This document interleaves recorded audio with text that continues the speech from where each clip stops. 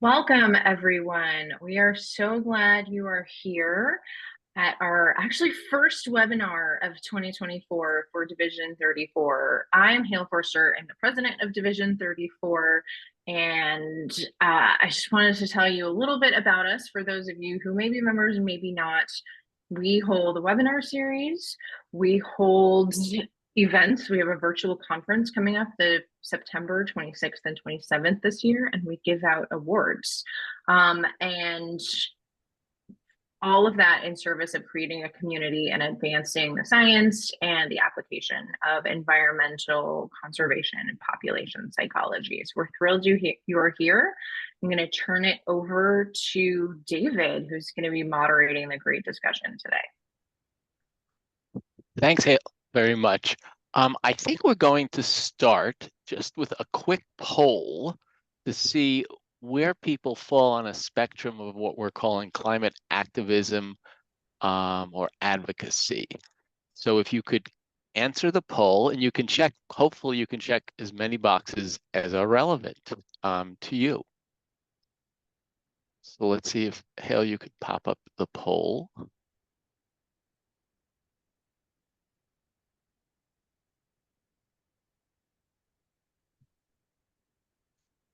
So if you take a look at the poll, it starts with personal impact, proceeds to your job and various forms of advocacy. If you could quickly check as many as relevant to you, we'll then try and share the results live and see where people come out on this. We'll give people about 30 seconds for this.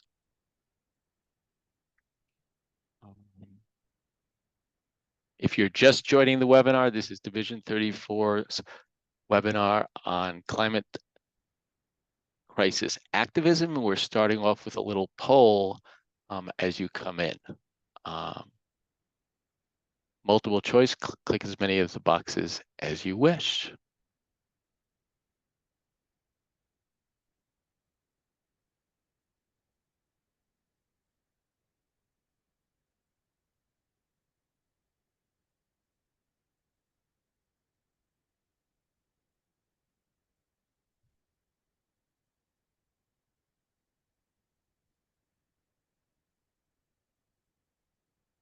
We'll give it another 30 seconds, and then we will share the results of how many people have actually gotten arrested for climate activism work.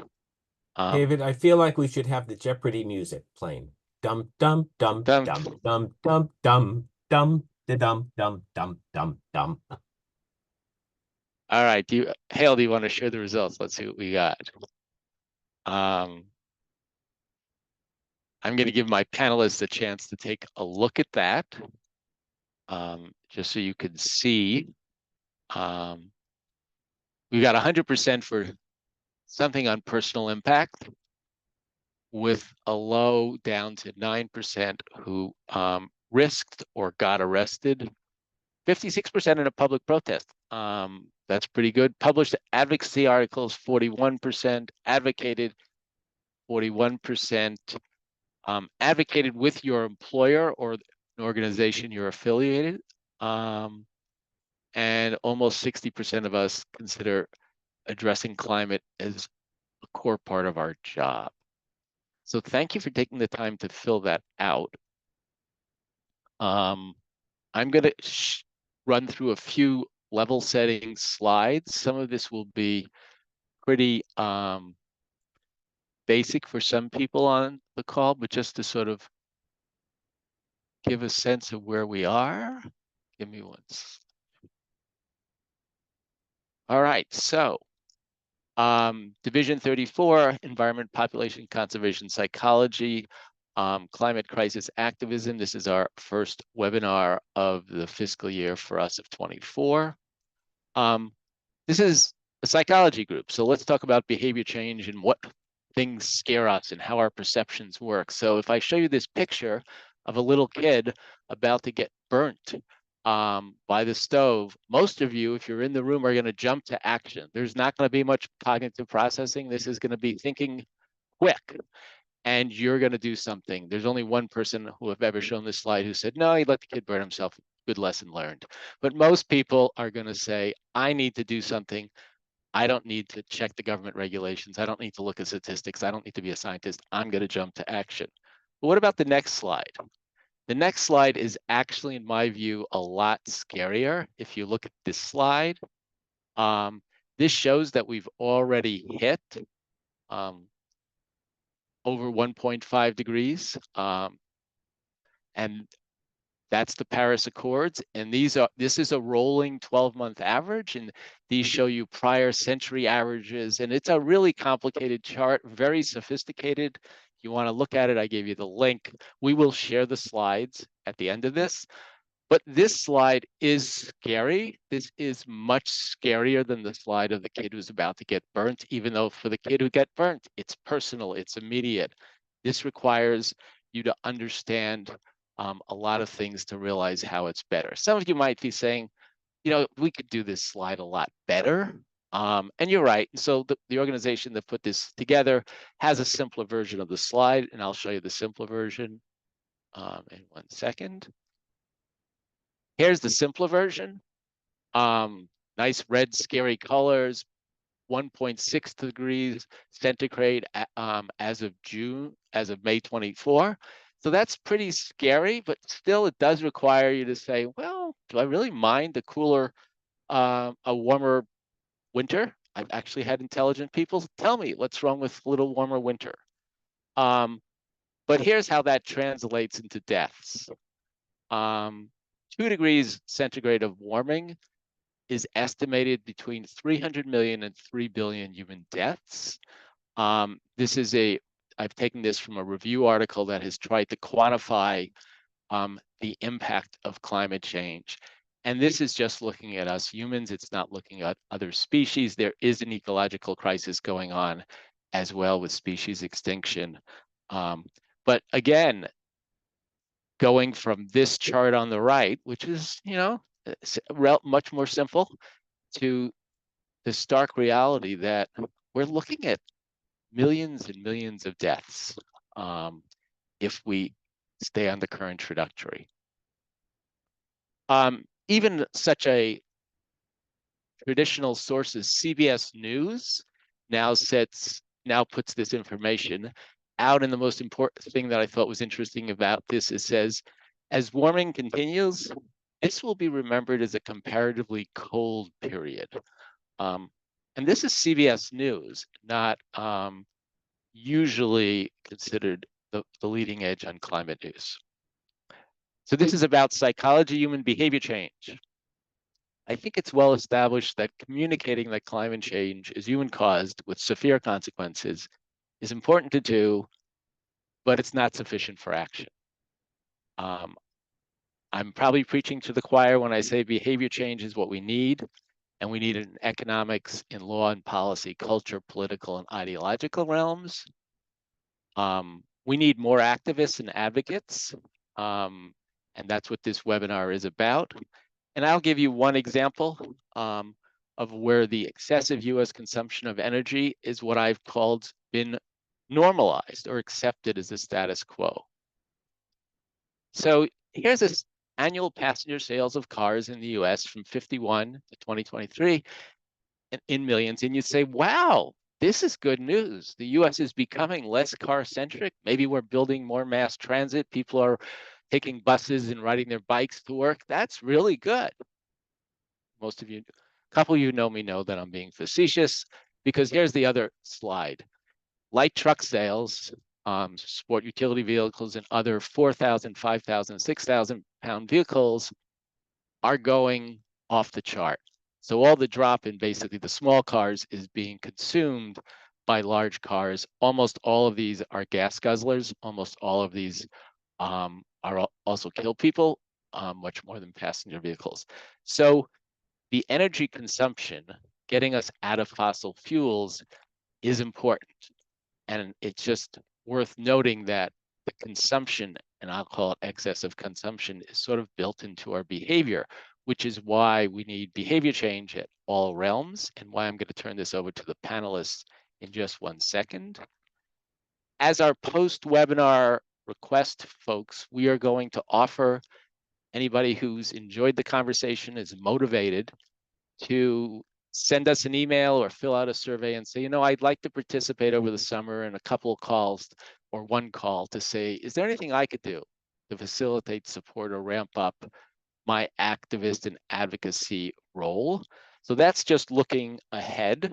And I'm going to stop sharing my screen.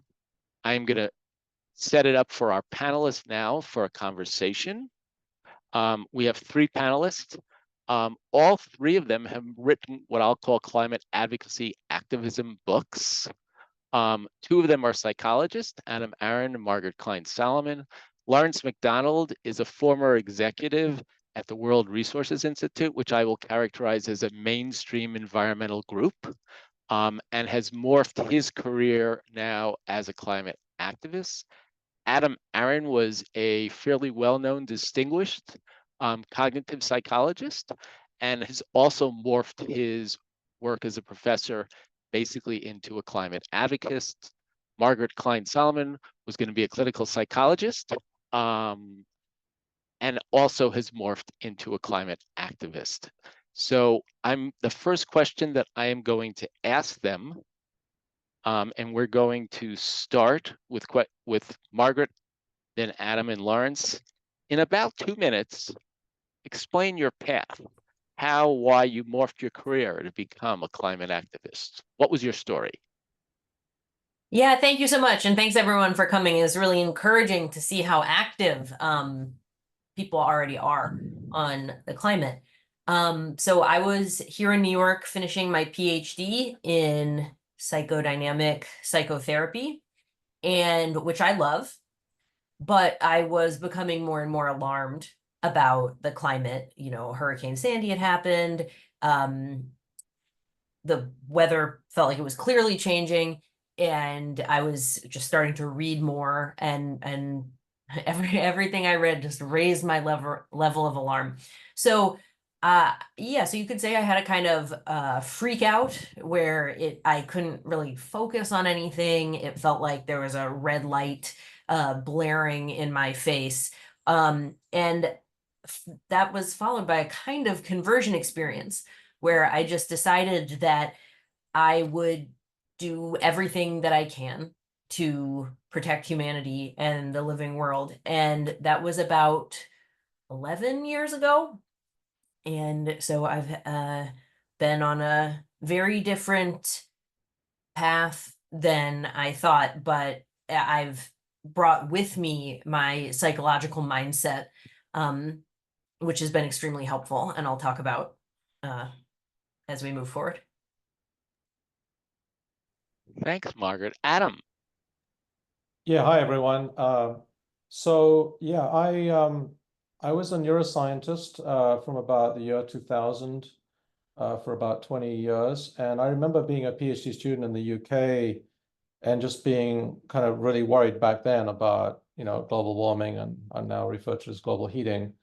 Mother Earth was putting up her temperature. She was saying, I can't deal with what you're doing to me, people. I'm going to put up my temperature. And I was sensitive to that, 20 years ago. But I was sort of locked in my career and getting ahead. And then I had kids and I was running a research lab with postdocs and getting grants and that whole kind of thing. Around 2015, 2016, I really wanted to do something. I got involved in the fossil fuel divestment movement, sort of a gateway for a lot of people in the University of California. And as I started doing that work, I just got more and more concerned, particularly with how few people seem to care.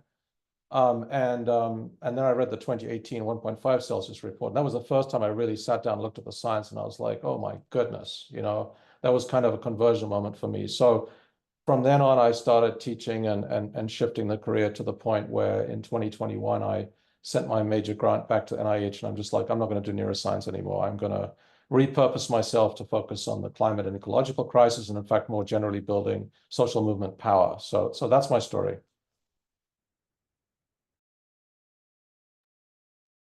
Thanks, Adam. Lawrence?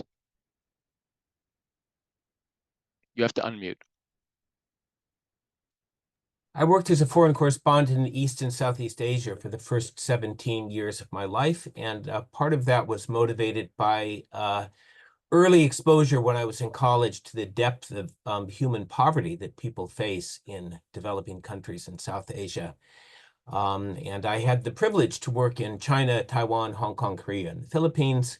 In the 90s, I came back and went to work for the World Bank in policy communication, also trying to communicate policy solutions to reduce global poverty, but increasingly recognizing that the environment and poverty were very closely linked together. After 10 years at the bank, I went to the first of a couple of DC-based think tanks. The first was the Center for Global Development, and there I sat in on a seminar with a guy named Bill Klein, who wrote a book about the impact of climate change on agricultural productivity, and I felt like I was in a movie, in a science fiction movie, where a scientist comes out and rather dispassionately says, agriculture production is going to collapse if we continue on this path. And I'm like, oh my God, my hair is on fire. And that was the first time I was exposed really to the science. Around that time, Bill McKibben organized the first mass protest against Keystone XL to block that pipeline. And all my policy friends in Washington, D.C. said, this is ridiculous. It's not going to work. The fossil fuel industry always wins. Being a child of the 60s, I signed up. I got arrested. It was my first arrest. And we eventually did win. It took 10 years, but we blocked that through civil disobedience. When I was at the World Resources Institute, I led a global communications team of about 100 people, but I increasingly felt that this sort of centrist and moderate approach of win-win, doing things that corporations like because they can make more money and at the same time do good things for people in the environment, in fact, wasn't going to work, and that it was too late for that. So 2 years ago, I stopped working there. I wrote this book, Am I Too Old to Save the Planet?, to encourage fellow boomers to become activists. And I now divide my time between book talks and activism. And tomorrow I'll be driving 50 rocking chairs to New York City to block the entrance to Citibank, along with a lot of old people like me, as part of the Summer of Heat. Well, thanks everybody for sharing your stories. There's overlap among them. A little bit of sometimes starts with alarmism and despair. I have had a similar story. I spent 34 years at U.S. Environmental Protection Agency, and I always sort of worried about climate change in the background and what happens when the Chinese start consuming resources like us. But that was not our mission at that point. I give credit to the agency, US EPA, for converting. But again, it was very much the Al Gore, we can have both, as Lawrence said, we can have endless economic growth, and we can also have environmental protection. And I think people have realized, at least in more intellectual circles, that that is probably not possible in many ways. So we are at a point where we have to sort of rethink how we organize our lives and the amount of energy we use. Thank you to the panelists for staying under time for this question. So I'll give you a little bit more time for the next question. And for the audience, we are going to ask you guys to participate towards the end with some targeted responses. And you can put your questions in the Q&A now as you wish. That we should have the chat turned off, but we will turn on the chat to give you a chance to provide some more rapid feedback. But if you have questions, put them in the chat. Again, the most common question in any webinar is, will it be recorded? Yes. Will you get to see the slides? Yes. So the second question, and we'll go in the same order for the panelists, is in about 3 minutes, what are three key things that this audience you would like to tell them that they should know about the climate crisis from an activist, advocate, from whatever perspective you think doesn't get enough attention? So not what you would read in the New York Times or a traditional newspaper. What would you share with them? And again, I will start with Margaret. Thanks so much. So as I mentioned, while I left the field of clinical psychology, I don't practice. I have, stayed a psychologist and brought that mentality into my climate activism. And the paradigm that has guided my work for the past 11 years is around emergency mode. So the idea is, and David was talking about this, I think, with the child about to touch a hot stove metaphor, is that there is a fundamentally different way of functioning when we are facing an existential threat. That happens on an individual level, on an institutional level, and it can happen, like we saw during World War II in the United States on the home front. It can happen on a national level and hopefully on an international level. We saw perhaps a partial emergency mode during COVID, where things become possible that are fundamentally not possible during normal mode. So during COVID, of course, we had the cancellation of everything incredibly quickly. But I think even a better metaphor is that during World War II, we transitioned our economy from a consumer economy to a war economy in just a few years through measures like banning the sale of new consumer automobiles so that the government could use that industrial capacity to manufacture tanks, planes, ships. And the top tax rate on the highest earners was 94%. The meat, gasoline, tires, and other commodities were all rationed and everyone got a fair share. Again, these are policies that would only make sense if there was no choice, if it was an emergency and we had to give it everything that we've got. And that is, of course, the kind of situation that we're in now. And so with this idea of emergency mode is the question, okay, well, how do you switch into that, and what's preventing us from doing that with the climate? And it's critical to understand how humans evaluate risk, which is primarily socially, not rationally. We're so social. We're always responding to each other's cues. So, for example, this has been demonstrated in psychological studies. If you get a group of people in a room and start filling it up with smoke, if nobody moves, right? But all it takes is one person to say, "Oh my God, there's a fire. We need to get out of here." And then suddenly everybody moves. Evaluating risk socially has created this level of pluralistic ignorance, which has also been documented. So it means that individually, people are very alarmed about the climate emergency. I mean, 54% of young people globally think that humanity is doomed. So internally, people are very worried. But if we're not showing that socially, then people also form the understanding that other people are not worried. And so, which of course creates a sense of loneliness and alienation. So I think that communication, and I don't just mean like words, communication through deeds is the most effective way to switch people into emergency mode. For example, Peter Kalmus, the NASA scientist, chained himself to a Chase bank and gave a speech about the climate while police were descending on him to arrest him. And that speech got millions of views online, and he said it was his most successful ever act of climate communication, which is remarkable for someone who's written a book and many papers.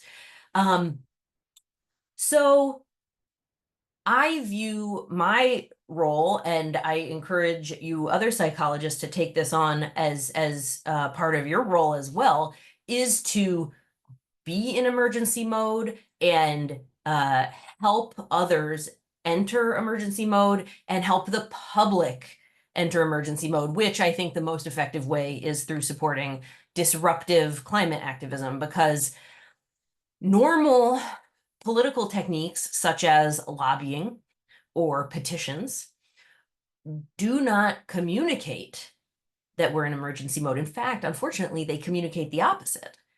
But doing something extraordinary, a hunger strike, for example, yeah, I mean, the actions that they're taking on Wall Street of blockading the entrances to these banks, these are examples of actions that communicate this is an emergency. We need to treat it like an emergency. The language we use can also be helpful in conveying the emergency. And then finally, I think that emotional processing is key to entering emergency mode. I think many people are kind of stuck with their intellectual understanding of the climate as an emergency, but not yet integrating that into their emotionally, and not thinking about it in terms of their sense of self, right? Who am I? What's my mission? And so you know, I think encouraging people to get in touch with their climate grief and terror and rage and shame and all of it is an important step that can create psychological freedom for the individual to take effective action. And also, I'll just say, I also, as mentioned, I also wrote a book, Facing the Climate Emergency. It's a self-help book that tries to take the reader through this journey that I'm describing, from pain, from facing the emergency intellectually, processing those emotions, thinking, what does this mean about me and my life and my values, and entering emergency mode as a climate activist. Thanks, Margaret. Emergency mode makes me think back of social learning theory, and like, how do you figure out what's the normal thing to do? And getting people to realize the normal things are not emergency mode. Yes. That could be one of the key challenges. Thanks so much. We'll come back to, I have a feeling, some of these themes. Adam, top 3 things that you think we should pay attention to. Yeah, thanks for that, Margaret. Totally agree. I just wanted to make one quick response to Margaret before I get to my 3 things, and that is to say, your exhortation to kind of jump into emergency mode, and we're talking here to mostly people in a sort of professional psychology space, and coupling that with kind of doing activism and protest is kind of a high bar for many people, right? A lot of people don't want to risk arrest and so forth. And I just want to say, as somebody situated in, you know, one of the, I don't say this in a narcissistic way, one of the major psychology departments in the United States, and I think of, you know, I know people at Berkeley and UCLA and MIT and Stanford, and all from my previous career. Honestly, I can count on one hand, maybe 2 hands, maybe one hand, all those major psychology departments in the United States, the academic ones, people are actually focused on the climate ecological crisis in their research or teaching. It's unbelievable, right? So the bar is much lower if you think of it as in your psychology department, start doing some of the stuff Margaret's talking about, telling the truth and orienting people around you. If you're a faculty member, just speak up in a faculty meeting. I mean, it's really, in a way, I think that analogy of the smoke, you know, someone moving in the smoke is really important without having to do anything very dramatic. Anyway, to the 3 things. So the question is, you know, what are 3 things that are not often discussed, perhaps in the climate change scenario? So one of them is, and this may be obvious to people, but there's this sort of focus on individual. There's this fetish on individual action, and related to that is kind of a sort of I don't think there's a bunch of people in a mahogany room and make it happen like this, but like every school child in California is busy going off and doing beach cleanups, right? There is a really incredible gaslighting going on, in which people have this idea, if you talk to them about this, including students, including some of the students who've come through my 10-week class, I'm afraid to say, who still have this idea that they need to recycle harder, that they need to compost more. I mean, large-scale system composting is very good, but, you know, that they need to recycle harder, that people need to go on beach cleanups. And mostly this is complete gaslighting. It takes us absolutely away from the fact that this is fundamentally a confrontation with fossil fuel interests, plastic interests, investor-owned utility interests, and really entrenched powerful interests that don't want the shift to take place, right? And so that's sort of point 1. I think we have to help wider society kind of get over that. The second thing I want to mention is, you know, for me, from a sort of climate justice perspective, climate change is not a technical problem to be solved, right? But it's rather a systemic problem that is rooted in our social and economic systems. Obviously, we do need to leave fossil fuels in the ground, and we need a transition to renewable energy, and that's a technical transition with electrification. But we need to approach that without the solution talk, right? It's whack-a-mole. Everything has its downsides, and we have to kind of thread the needle and recognize that fundamentally we're up against capitalism and its tendency to keep expanding, right? So we have to kind of think about false solutions of market fixes and technical fixes, and we have to think about a way to reduce consumption at the same time. The third thing I wanted to mention, and this may be a little controversial, but I say this also as a Jewish person, is that, you know, it seems like the mainstream climate movement wanted to just carry on doing its nice renewable energy transition without paying attention to Gaza, right? Or without paying attention to the wider sociopolitical reality. And I just think that is really wrong-headed. And one way in which it's wrong-headed is that, look, ultimately, we're going to have internationally binding action. There's no way around that, right? I mean, we obviously could, Margaret's right, we should move the US to emergency mode. We should compel the city mayors, the governors, and the federal government to enact the policies more quickly. And obviously, that is the way to get international action, right? But even if we did compel the United States to actually really start moving, and the United States would then try and compel the rest of the world, if we keep violating international law like this and make an absolute mockery of it, as we've been doing lately, we'll completely undermine the prospects for internationally binding regulations, right? So the sort of confrontation with militarism, including militarism in our universities, is related to the confrontation of fossil fuel interests in our universities. The sort of divestment plea across the board is a way of kind of democratizing the means of production, and that has to kind of get reflected in a broader politics that connects, obviously, with the fact that our federal government is involved in every way possible in supporting what some are calling a plausible genocide. So the climate struggle should not be divorced from these wider kinds of concerns. I'll turn it over to Lawrence. Do you want to say something in the interim, David, or should I just dive right in? Dive right in, Lawrence. It's a real honor to be here with Adam and Margaret. I haven't read your book yet, Adam. It's on my list, but I can really recommend Margaret's book very enthusiastically, and also the Climate Emergency Fund, which she directs. And David, thank you for bringing us together. The three things I want to mention, I'm going to go through them quickly because in each one I'm going to suggest something you can do about it. First, it's worse than you think. Secondly, psychologists have a lot to contribute and aren't yet pulling their weight. And third, you don't have to do it alone. And I want to say it's actually probably worse than you think, even if you have internalized what David said today, because it's worse than I thought even 12 months ago. This new chart going off the charts is, we knew it was going to happen at some point. I don't think many people thought it was going to happen in 2024. And there's a paper, if you have not read it or read summaries of it, it's very dense. I don't claim to be a climate scientist, but Jim Hansen's November paper, the title is How We Know That Global Warming is Accelerating and the Goal of the Paris Agreement is Dead, caused quite a stir.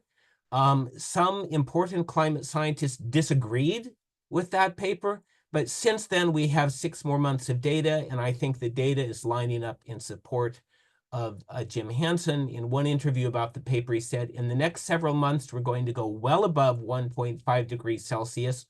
That is above the pre-industrial average. For the rest of this decade, it is going to be at least 1.5. At that level, there are irreversible consequences. Many staple crops won't be able to grow in such warmth. This comes back to what I was hearing from Bill Klein 15, 20 years. That's the area we're entering into. And very frighteningly, Jim Hansen comes out and says we're actually going to need solar radiation management, which is sulfur dioxide in the air to shroud the earth. And most of the environmental establishment is not even ready to begin to discuss that issue. What can you do about it? Don't rely on the mainstream media. They ran stories about this when it came out, but they don't cover climate science in a consistent way, and they don't give it the play that it deserves. I suggest you subscribe to Bill McKibben on Substack, subscribe to a newsletter called Heated, and subscribe to something called Inside Climate News. There are a lot of other independent climate news agencies out there. throw them a little bit of money and read their stuff, because you're not going to get it if you're listening to NPR. NPR takes a lot of money from Chevron, and it is reflected in the way they talk about the climate emergency and their failure to use the language around emergency. Secondly, some of you remember, maybe, a lot of you were probably very young when this happened, but in Al Gore's famous movie Inconvenient Truth, he had a cartoon frog getting simmered in water, and told the story about how frogs allegedly fail to jump out of water as it gets hot, which I gather is not true. In any event, the frog jumped out, and Gore said, you know, we were going to leave the frog in the water and let it cook, but people were too upset. Where are the frogs? We're in the water and we're getting cooked. And psychologists can help us figure out how to sound the alarm. Again, I think what Margaret says about communicating emergencies is absolutely spot on. We need an army of people like Adam and Margaret with solid grounding in psychology to do this work. So that's the second thing. And in terms of what you could do about that, I would encourage you to join a climate advocacy group. The more radical, the better, and hang out with them. You don't have to risk arrest. You don't even have to shout at anybody. Go to their meetings, meet them for coffee, hear what they're talking about, and start thinking about how psychologists, how you in the psychology field could help them. We need more psychologists in the movement. And my third point, and this leads into the next thing we're going to be discussing, is you don't have to do this alone. Margaret mentioned Peter Kalmus and the Scientists' Rebellion. I would love to see a psychologist's flank in the Scientists' Rebellion, psychologists collectively speaking out about this. I don't think we've seen that yet, but I think that this seminar could be the catalyst to launch that. Thank you.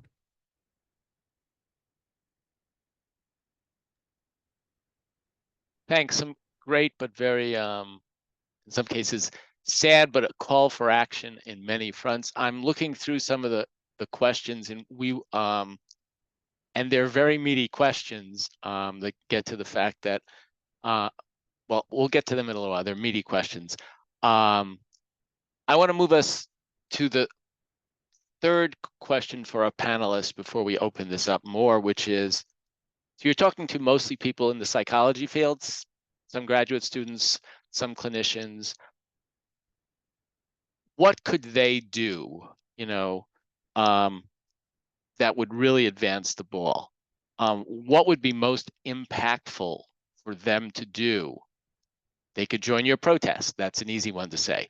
But what could they do using their professional expertise? Because I think one of the things a lot of climate activists will say is you need to do things that you have expertise in motivation. Maybe you need to even go beyond that. But people who have a certain expertise in understanding human behavior, whether it's an individual, organizational, or government level, and I think everybody in this panel will agree that we're talking about system and organizational change. We're not really talking about how do we get you to recycle more. That ship has sailed and didn't really go anywhere. So from a psychology perspective, what could the field do to advance the world? Margaret, I'll start with you again, just to keep my brain in an order. Yeah, thanks. So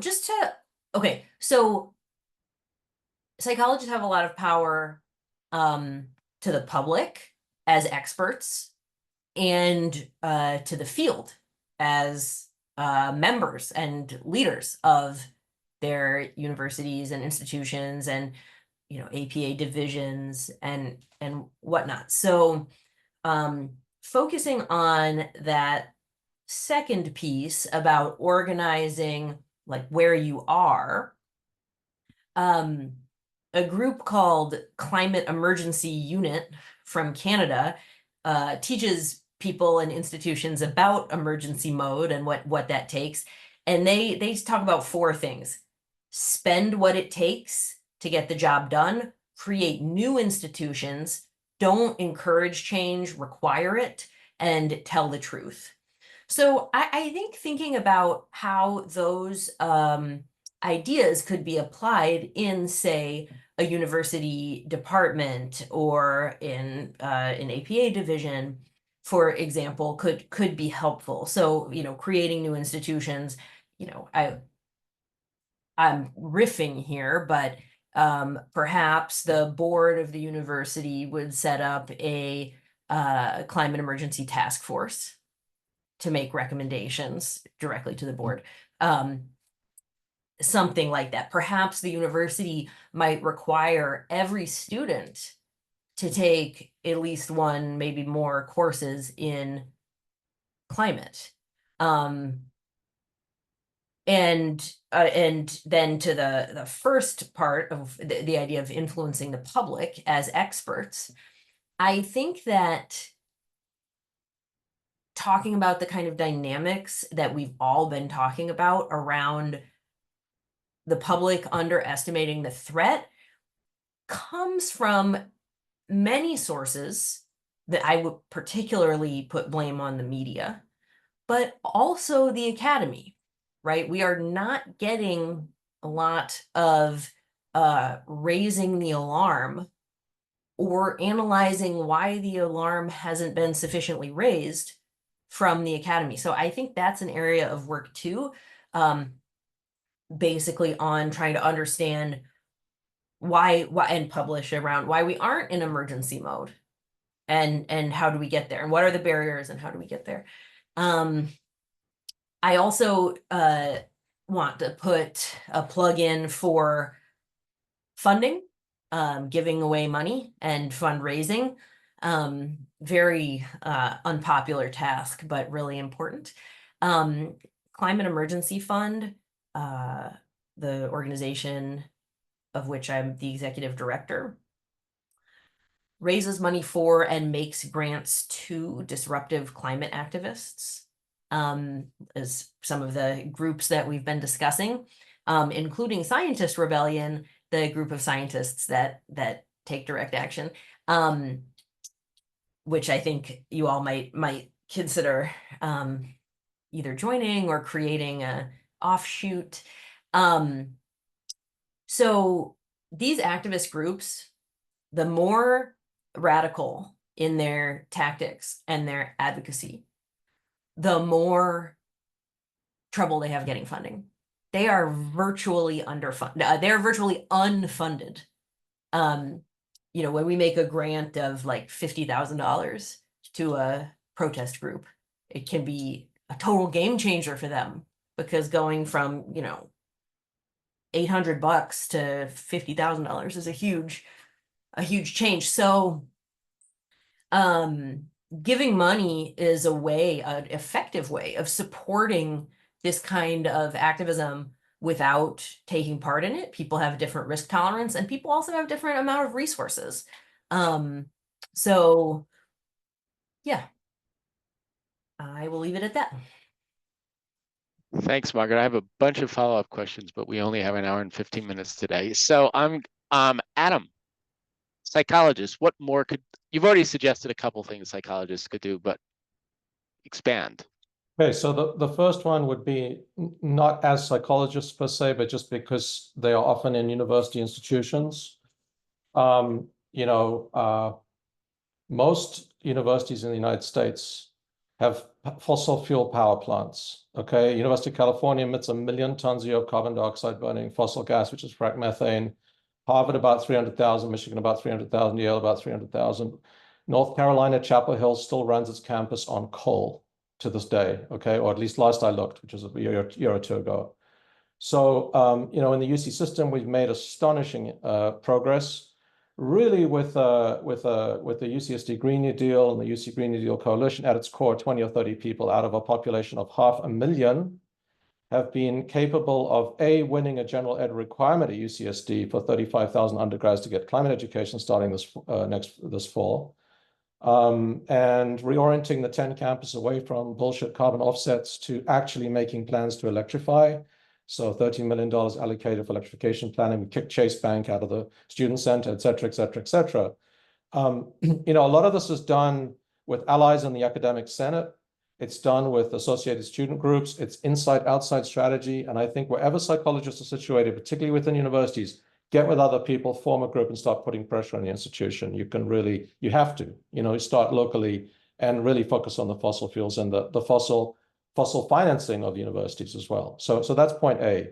And then, to the question is, what can you do in your professional capacity? I mean, Margaret has talked very well, I think, about finding out how to elevate risk perception and the whole sort of psychology of risk and all of that. And that relates to science communication of the facts and all of this. There's many topics for psychologists. I think the one that I would recommend that I think is really critical, and we're trying to work on this, but I'm not a social psychologist by training and I need help, is we really need to understand the psychology of collective action a lot better. There's a literature going back decades about, trying to understand activism and collective action, actually. And unfortunately, like a lot of environmental psychology, it is entirely sort of cross-sectional studies just at one point in time. It doesn't track people across time. It's based on self-report and hypothetical intentions. Would you contact your congressperson? And actually, what we need is a very grounded kind of praxis now. We need to actually do field studies where we sort of look at how do we trigger people to become climate activists? How do we trigger people to become organizers? How do we make people effective organizers? And what is the psychology of all of that? I don't pretend that psychology is the only relevant thing. Obviously, the question of building stronger social movements is what we need, is a question of history, political science, anthropology. It's a lot of issues, but psychology is in there, and the essence is person A, by virtue of their belief structure, is prepared to go and do these things and join a small group and actually fight for the biosphere, even if it's a global problem. And person B will just not do it, even if they have the same level of knowledge and the same level of understanding. So we need to sort of understand what those critical psychological ingredients are so we can foster them more widely. So I think psychologists should get into the social science of collective action and do it in a way that is grounded in praxis, right? Grounded in actually mobilizing people.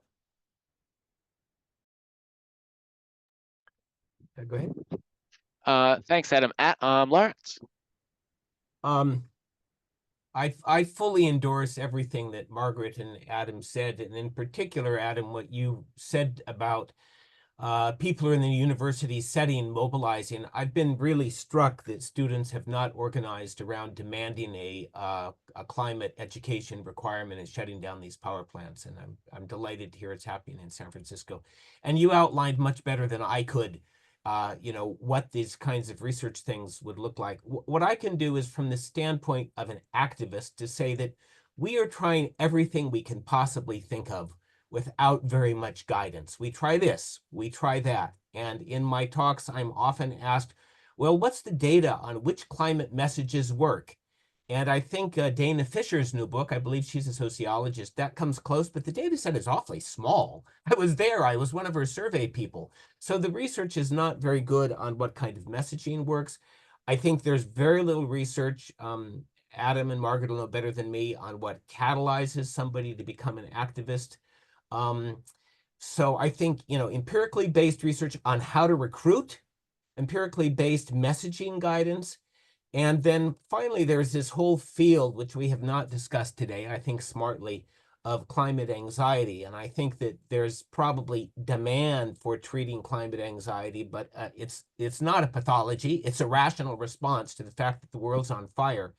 And so those who are in clinical settings, I think, can help to maybe create a dialogue around the climate anxiety thing to say this is not a pathology, but we do need to help people who are frozen with anxiety to move forward into action without, gaslighting them to think that they're just anxious over nothing. Clearly, they're anxious for a very good reason. And the final point I would say is, if you're a person who is so inclined or has aspirations to do so, look for ways to communicate beyond your field. Become a public intellectual.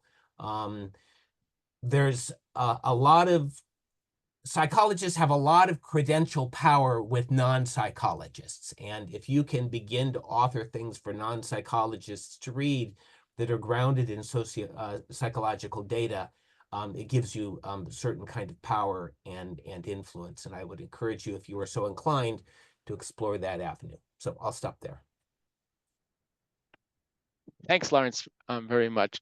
When I started thinking about doing this type of webinar more than a year ago, because I decided I first had to read all 3 books. I had a head start because I read Lawrence's early in the game, and then I read Margaret's. And Adams had is a textbook and is quite excellent. So I didn't want to do this until I'd read all 3 books and looked at the literature.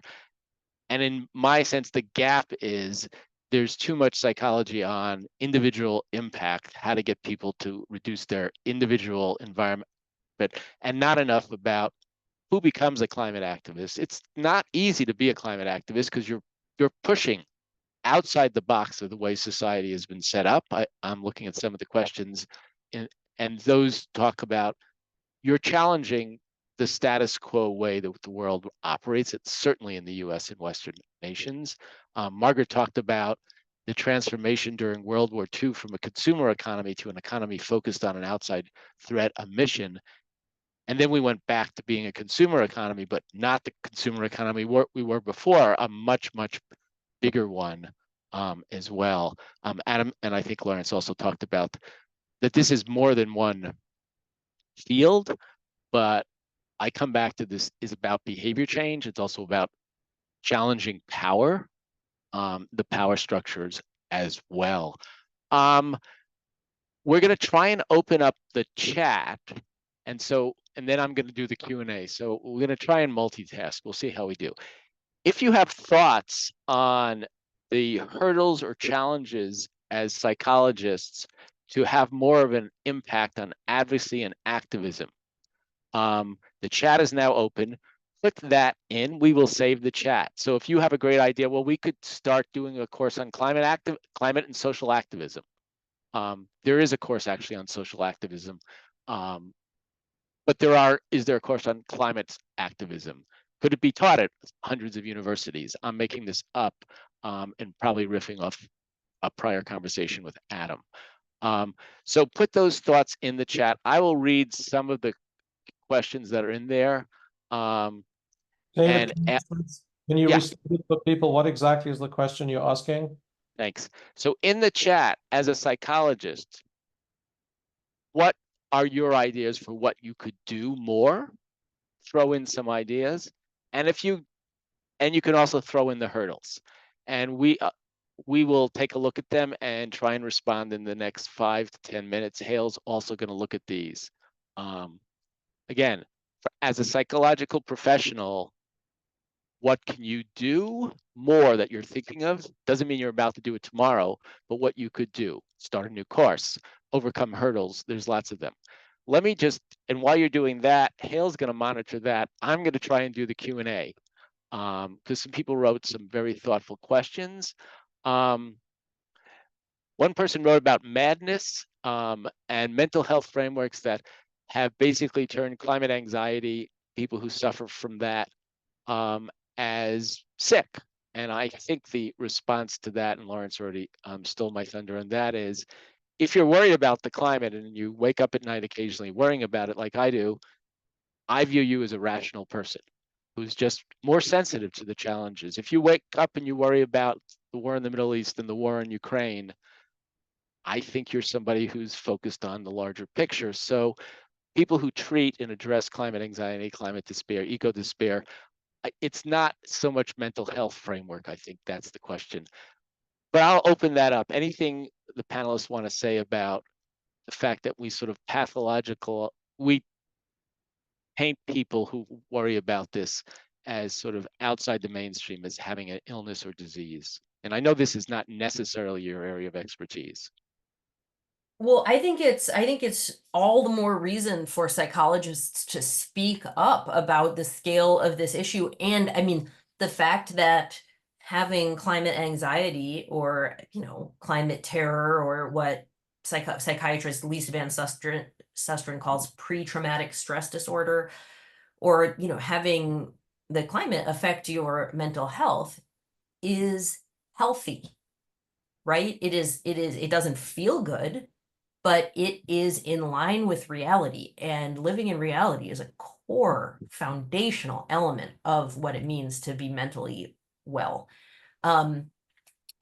So yeah, I think that in America we're so into happiness and we could use a little bit of rebalancing towards the value of living in truth and all of the pain that comes with that.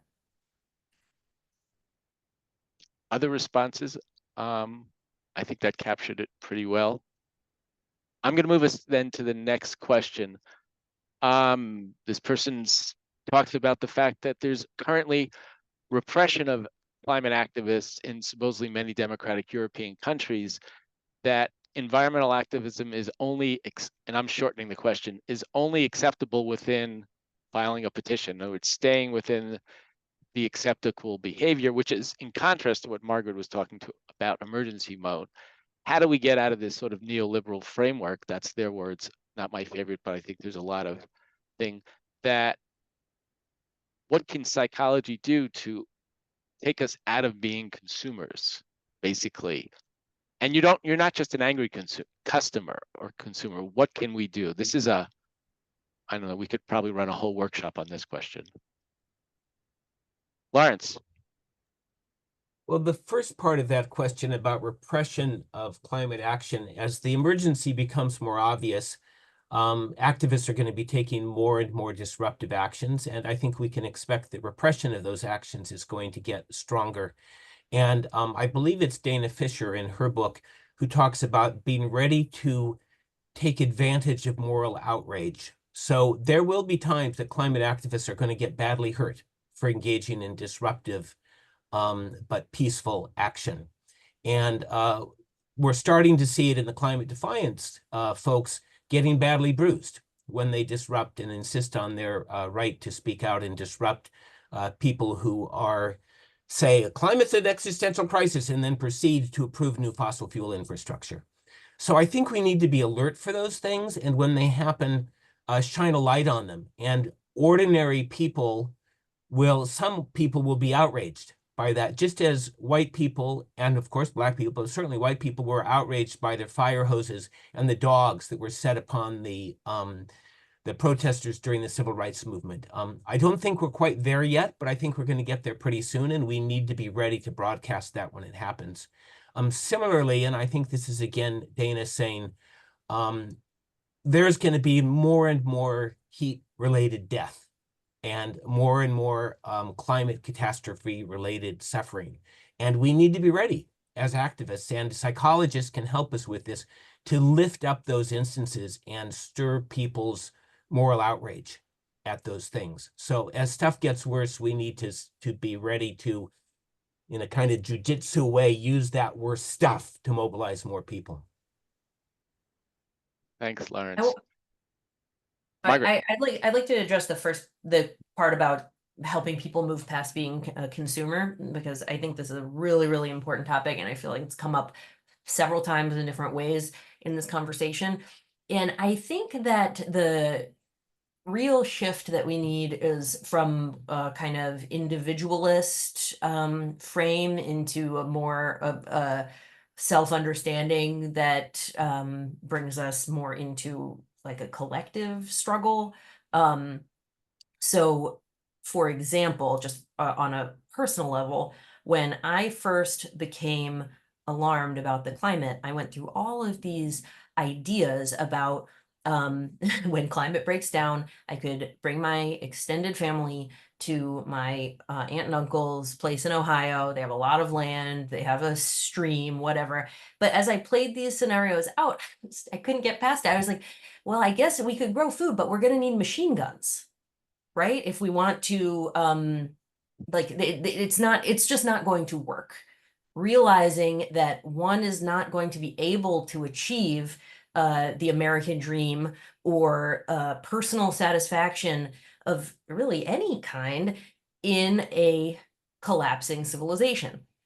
And that realizing that kind of allows us to be freer to think about, okay, what part can I take in a collective movement? Like another way to put this is about redefining our self-interest, that the way we've been taught self-interest as, around me and mine and my bank account and my apartment and all that, and my career and resume.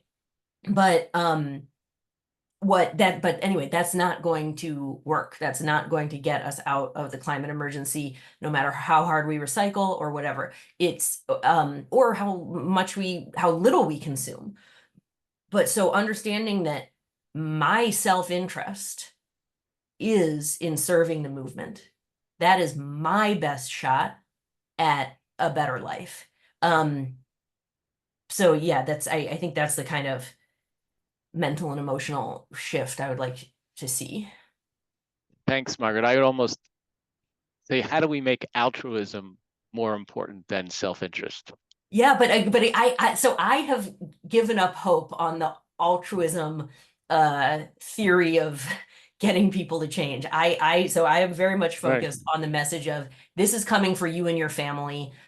The only way out is through collective action. So do it out of selfish reasons as well as your love for humanity. That may be much more practical. Adam. Yeah, just picking up on Margaret's point, then it actually connects with one of the questions in Q&A by Sharon. So Sharon wrote, some of us former activists who feel that we are on a runaway trajectory to collapse that cannot be reversed are focusing on applying hospice mode, palliative care, psychology, philosophy. What are your thoughts on this? And I think that does connect a little bit with what Margaret was talking about. And so I try and answer this as follows, and to say, well, first of all, Sharon, I mean, we all have to make our own conclusions about, are we on a runaway trajectory to collapse or not? And my personal view on that is it's looking very, very bad. And there's momentum in the system, and there's some amount of heating that's baked in now, and there's nothing we can do about that, but no one knows how much that is. It's very hard for scientists to say how much is baked in, right? And we still need to do everything we can to cut emissions, because there's a big difference between a 2-degree world and a 2.2 world and a 2.4 world and a 2.6 world, right? But at the same time, I also realize what you're talking about here, which is a shifting away from just thinking about mitigation and actually thinking about this in terms of building our capacity for all the other kinds of struggles, which is what Margaret's talking about. And I think that's where the active hope concept is really important, right? Is to say active hope means that I understand, and you could put this as self-interest, maybe it's a good way of doing it, but you can also put it more charitably, say, I understand that my personal development is connected with my discovering the limits of my courage. It's discovering the bonds with other people. It's discovering the sense of adventure I will take by taking risks. I can't do that in an armchair. I need to step up. And I think, Obama was always very fond of quoting MLK and saying, the moral arc of the universe is long and it bends towards justice, if that's an accurate quote. But I think probably the moral arc of the universe is short and bends towards fascism. And we are headed for some bad, bad places, people. And look what's happened in the European elections now, right?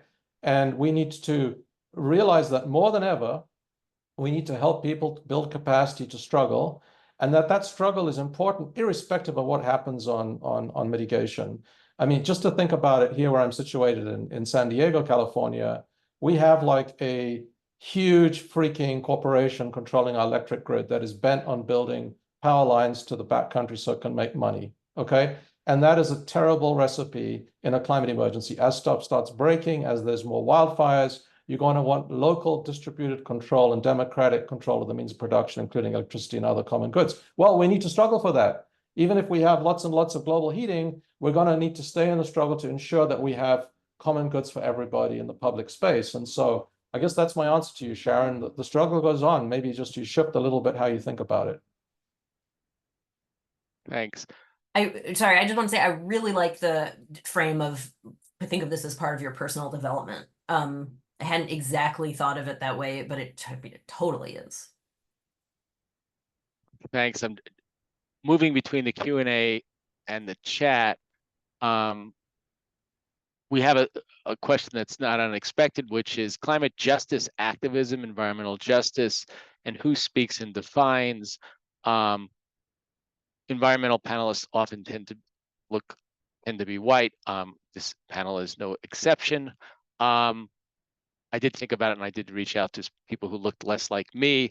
One of them is writing a book who I really wanted, and time managed me wouldn't do it. But what's your thought on broadening this beyond what people would call, privileged white people who can worry about this stuff? That's the negative take it usually gets. I think to be successful, we need a true mass movement, which means a multiracial, cross-class movement where everyone is welcome. And it's there's a lot of challenges that come with that. But there's some groups that are doing it really well. I think it's I do think it's important to encourage everyone to take part in this conversation and this activism of people of any age, any race, any sexual orientation, or across any kind of identity lines.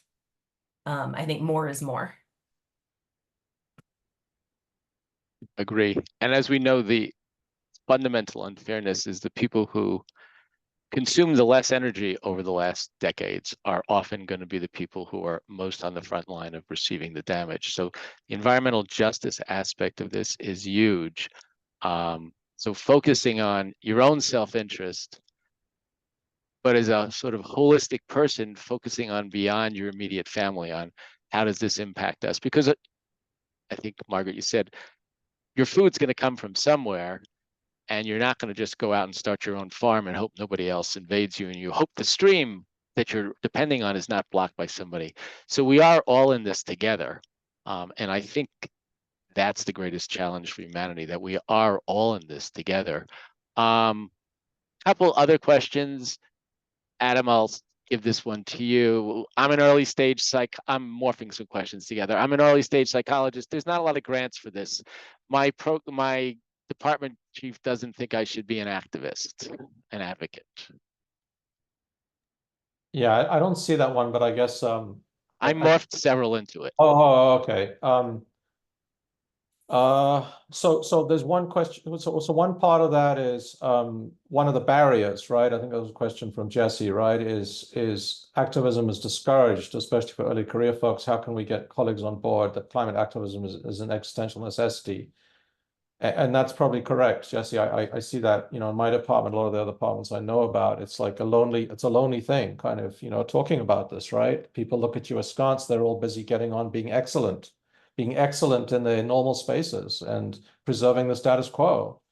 And that is a status quo that is all about NSF funding and NIH funding and all the other psychological support networks and papers and the peer review process. There's just so much stacked against somebody stepping outside of that matrix and doing something different. It's very hard. Maybe one answer to that is to say, look, maybe don't think of it as being an activist at first, but being an advocate. Certainly, there are going to be ways for you in your university system, wherever you are, Jesse, to get with other people and start pushing for stuff to happen. That is not hard to do if you find people. Most universities in global north are amenable to pressure of that kind. If you look at what's happened all over the place in the UK and some of the Dutch universities, for example, you can get disclosure, you can push out fossil fuel funding, you can even get your university off the gas potentially. So maybe that's one way to think about that. But the broader topic that David brought up is a difficult one that I don't really have answers to. Presumably National Science Foundation or some of the major funding bodies for social science would wake up and recognize that they need to put serious amounts of money into a social science of social mobilization.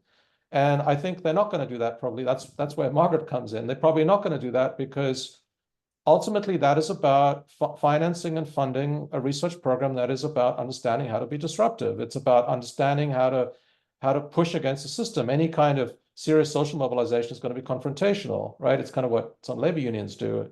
So it's more like private foundations and philanthropy and things like that.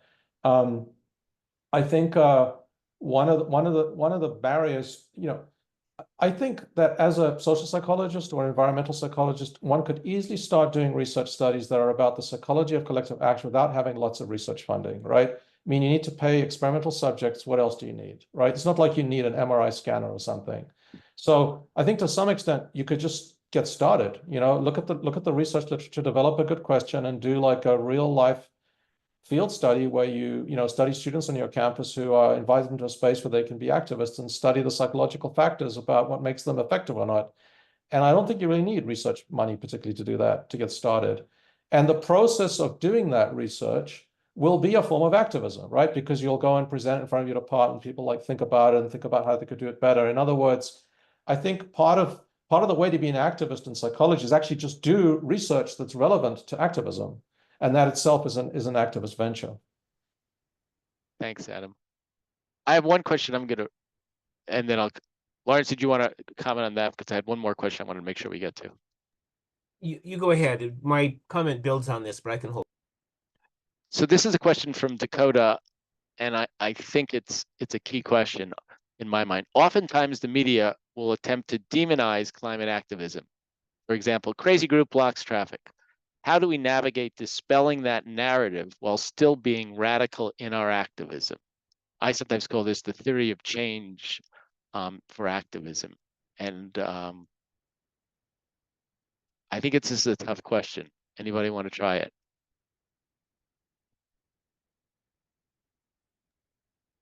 Lawrence.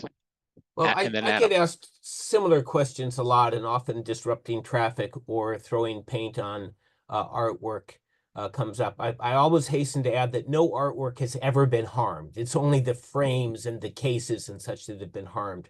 But I don't criticize anybody who does anything to raise an alarm. I personally think that the closer you can get to the power dynamic, the better the protest is, which is one of the reasons I participate in and support climate defiance, disrupting decision makers when they are in cloistered situations, often preening and getting money from other people for doing destructive things. But I think that this is an area where psychologists maybe can help us. I've seen some studies that suggest that when people do things like block traffic, that a lot of people criticize the blocking of the traffic, but it actually increases their support for the cause. And I don't know where the science stands on that. I suspect it differs by society and location. I wanted, if I could, David, to respond to something that Vuthi O asked, which is a little bit related. Of course. And I may be mispronouncing your name, in which case I apologize. But the question is, how can clinicians in private or group practice serve to support disruptors based on your experiences? And I think there's really two pieces to this question. The short answer is go and hang out with disruptors. They're not going to show up in your clinic, but maybe some very open-ended qualitative research. And if you happen to be in New York City, there's going to be hundreds of disruptors there during the summer of heat, but there will be disruptors in other places. And hang out and ask open-ended questions and see what they need. I think the other thing is that supporting disruptors is great, but also the wider field of inquiry that Margaret and Adam have touched on about people who recognize the problem, but are in some mixture of despair, apathy, disempowerment. I think that those are people who also aren't going to show up in the clinic, and they are an important target for thinking about how they can be helped. So I'm not a psychologist, that probably shows, but those are my thoughts as an activist. Thanks. We are running right up to 1 minute. Adam or Margaret, 30 seconds for any closing thoughts? I think offering activists free or reduced sessions can be helpful. And I think that also potentially clinicians volunteering for kind of group processing for activists. You know, one issue that comes up in activism a lot, unfortunately, is, you know, conflict, interpersonal conflict. And so if you feel like that's something you might be able to help a group with, that could be good. Thanks. Adam, closing thought? I think in our atomized, fragmented, neoliberal times, stuck alone with our phones, peering into them in the dark and the walls of our isolated houses, it is so exciting, refreshing, and one feels so good to get out there sometimes with one's comrades in a free volunteer space where no one's paid, and just, you know, go and struggle for the biosphere and do some good actions. It just makes you feel good. So I hope everyone gets to bite from that apple. You don't have to shout and scream and use the megaphone. You can be part of groups that are extremely effective without even shouting at anybody. For example, doing research and generating graphics and finding things out and making good, getting good information out there.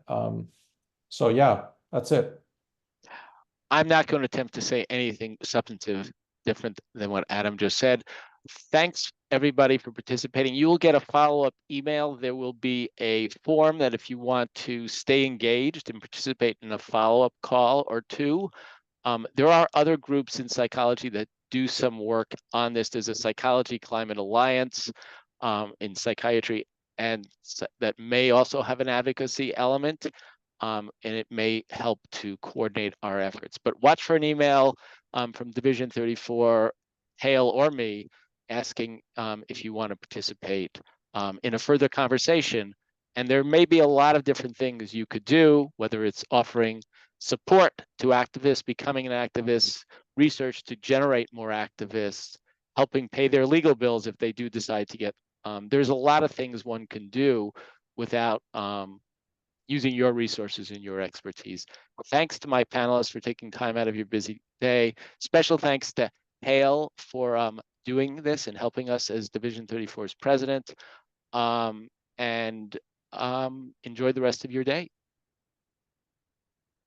Thank you. Good job, David.